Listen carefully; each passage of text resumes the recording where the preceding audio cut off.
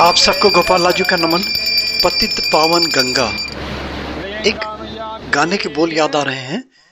गंगा आए कहाँ से, गंगा जाए कहाँ रे। शायद सबने सुना होगा, मगर बहुत सारे लोगों ने गंगा के बारे में जाना नहीं होगा कि उद्गम कहाँ है गंगा का। गंगा का जो ऑफिशियल नाम पड़ा वो कहाँ से शुरुआत हुई।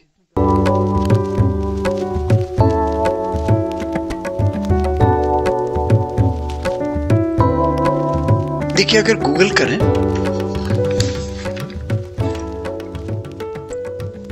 तो गंगा का 2510 किलोमीटर लंबा सफर, भारत की सबसे लंबी गंगा। और इसका सफर शुरू होता है, देखा जाए प्लेन में, ऋषिकेश से नीचे उतरती हैं गंगा और फिर कानपुर, प्रयागराज, संगम, त्रिवेणी, इलाहाबाद और ये फिर बक्सर, पटना होती हुई विलीन हो जाती हैं बे ऑफ बंगाल में, बंगाल की खाड़ी में। ये गंगा की कहानी, बस इतना सबको पता होगा। मगर इसका नाम जो शुरू हुआ, कहां से शुरू हुआ। देखिए, अगर कोई सज्जन बद्रीनाथ धाम या केदारनाथ धाम के दर्शन करने जाते हैं, तब देव प्रयाग पड़ता है एक जगह, पंच प्रयागों में से एक। यहां से शुरू हुआ गंगा की कहानी। गंगा को जो नाम मिला, जो सरकारी नाम बोले, वो गंगा जी यहां से शुरू हुई। अब देखिए, देवप्रयाग का नाम आता है तो देवप्रयाग एक ऐसा स्थान, सब जो भी यात्रा करते हैं उत्तराखंड की, देवप्रयाग से होके जाते हैं और जरूर गंगा के दर्शन भी करे होंगे, मगर दूर से, क्योंकि नीचे जाने में समय लगता है, जोखिम है और थोड़ा सा कष्ट उठाना पड़ता है, तो इसलिए नहीं देख पाते जो यहाँ का कुंड है। इस बार मैं आपको दिखा रहा हूं देवप्रयाग का, मगर इससे भी और भी कुछ है वहां पे जो शायद लोगों को पता ही नहीं होगा, वो भी बताता हूं आपको।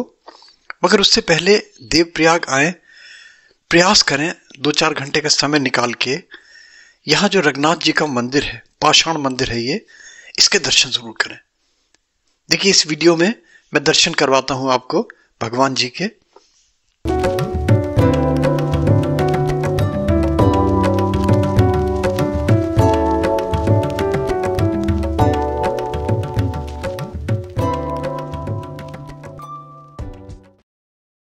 नारायण की प्रतिमा है जी, श्रृंगार इस पे राम जी का होता है, क्योंकि बहुत पहले देव शर्मा नाम की एक ब्राह्मण थी जी, तो उनको भगवान विष्णु भगवान ने साक्षात दर्शन दिए, तो उन्होंने कहा हम आपको राम रूप में देखना चाहते हैं।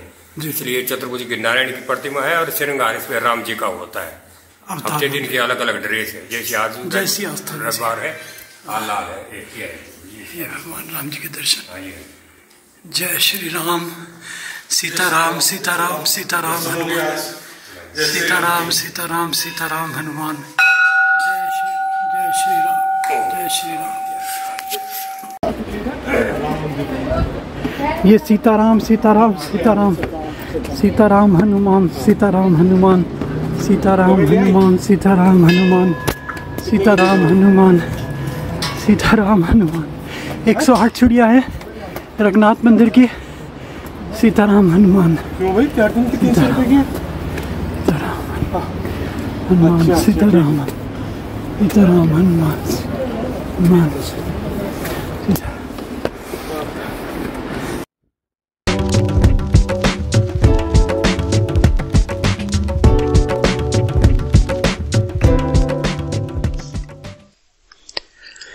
यहां पे लगभग 1.5 किलोमीटर दूर ऊपर थोड़ा चढ़ना पड़ता है, अच्छी चढ़ाई है। अब तो गाड़ी भी शायद जाने लगी आधे रास्ते तक। वेदशाला, और यहाँ की विचित्रता क्या है, यहाँ पे प्राचीन हस्तलिखी पुस्तकें मिल जाएंगी आपको, बहुत सारी पांडुलिपि मिल जाएंगी, ताड़ पत्रों पे हाथ से लिखे हुए बहुत सारे आपको आलेख यहाँ पे मिल जाएंगे, धर्म के, तंत्र के, मंत्र के, पूजा पाठ के, बहुत सारी पुस्तकें, प्राचीन पुस्तकें, जिसकी यहाँ पे संग्रह किया गया है एक विशेष तरीके से इसको प्रिजर्व करके।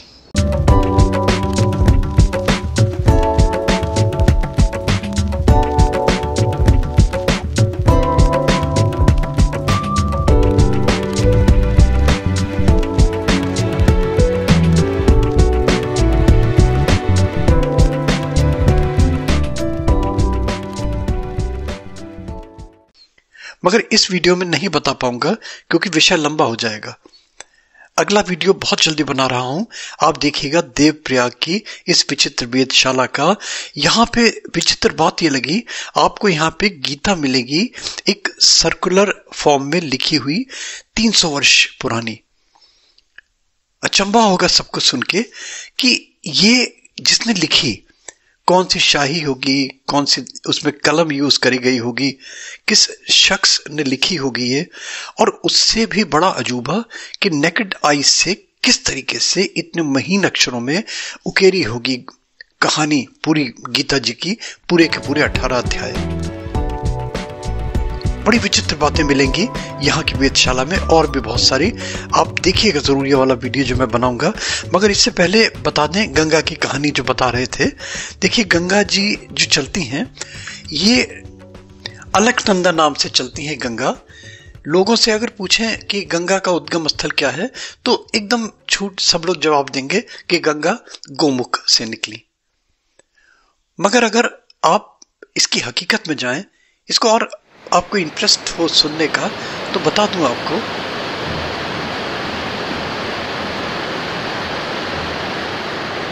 कि बद्रीनाथ धाम से 2 गंगा, धौली गंगा और विष्णु गंगा, जो अलकनंदा नाम से बढ़ती हुई आगे चलती हैं और फिर ये पंच प्रयागों में यात्रा करती हुई और अपनी बहुत सारी जड़ियां, बहुमूल आपको औषधियां, वृक्षों के जो मेडिसिनल प्लांट्स हैं उनके एक्सट्रैक्ट लेती हुई आगे बढ़ती हैं।